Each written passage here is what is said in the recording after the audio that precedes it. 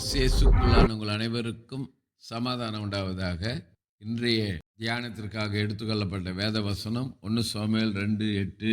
அவர் சிறியவனை பொழுதிலிருந்து எடுத்து எளியவனை குப்பையிலிருந்து உயர்த்துகிறார். அவர்களை பிரபுக்களோடு உட்கார மகிமையுள்ள சிங்காசனத்தை சுதந்தரிக்கும் பண்ணுகிறார். பூமியின் அஸ்திபாரங்கள் கர்த்தருடையவைகள், அவரே அவைகளின் மேல் பூச்சக்கரத்தை வைத்தார். அல்லேலூயா. இந்த வசனத்தினுடைய முதற் பகுதி தான்.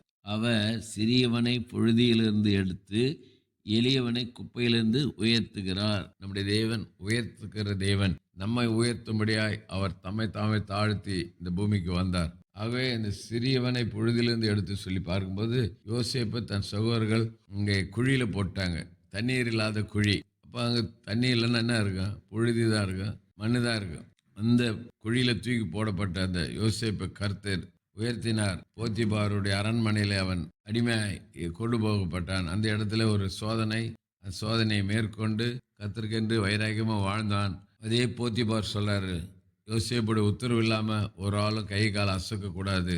2வது ஸ்தானத்தில் அவனை உயர்த்தினார். பாருங்க, அவனுடைய வசனம் பொய் அல்ல, சத்தியம், உண்மை. சிறியவனாய் இருந்த யோசேப்பை புழுதிலிருந்து எடுத்து உயர்த்தினார். அதே மாதிரி எளியவனை குப்பையிலிருந்து உயர்த்துகிற தேவன். தாவீது கடைசி பிள்ளை, ஈசாய்க்கு 8வது பிள்ளை. ஆடு மேய்ச்சிட்டு இருந்தான். ஆடு மாடுகள்லாம் எங்கே இருக்கும்? சுத்தமான இடத்துல படுக்கும், குப்பையான இடத்துல படுக்கும்.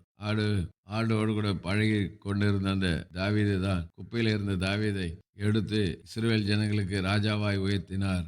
கரவல் ஆடுகளின் பின்னாக ஓடிக்கொண்டிருந்த தாவீதை இஸ்ரவேலை ஆளும்படியாய் கர்த்தர் உயர்த்தினார். ஆக பாருங்க, எவ்வளவு உண்மையான வசனம் இது, சத்தியம். சிறியவனாகிய யோசேப்பை உயர்த்தினார், குப்பையில் இருந்த தாவீதை கர்த்தர் உயர்த்தினார். ஆகவே நாம கூட நம்முடைய வாழ்க்கையில இந்த உலகத்தால் துடைத்து போடுகிற அழுக்கை போல இருக்கிற சொன்னார் பவுல். அப்படிப்பட்டதான குப்பையில் இருக்கிற நம்மை கர்த்தர் உயர்த்துகிற தேவனாக இருக்கிறார். மாறாதவர். அவருடைய வார்த்தை கீழ்ப்படிந்து அவருடைய அடிச்சுட்டில் நடப்போம். கர்த்தர் நம்மை உயர்த்துவாராக. செபிப்போம். நேசி நல்ல தகப்பனே, நல்ல கொடுத்த நல்ல வார்த்தைக்கு நன்றி. சிறியவனை புழுதியிலிருந்து எடுத்து எளியவனை குப்பையிலிருந்து உயர்த்துகிற தேவனாக இருக்கிறீங்க.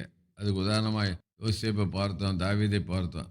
யோசேப்பு தாவீதை போல நாங்கள் வாழ உதேசி. இயேசு நாமத்தில் ஜெபிக்கிறோம் நல்ல பிதாவே, ஆமென். நம்முடைய கர்த்தரும் இரட்சகருமாகிய இயேசு கிறிஸ்துவின் கிருபையிலும் அவரை அறிகிற அறிவிலும் வளருங்கள். அவருக்கு இப்பொழுதும் என்னென்னைக்கு மகிமை உண்டாதாக. நம்முடைய கர்த்தராகிய இயேசு கிறிஸ்துவின் கிருபை உங்கள் அனைவரோடு கூட இருப்பதாக. ஆமென், ஆமென்.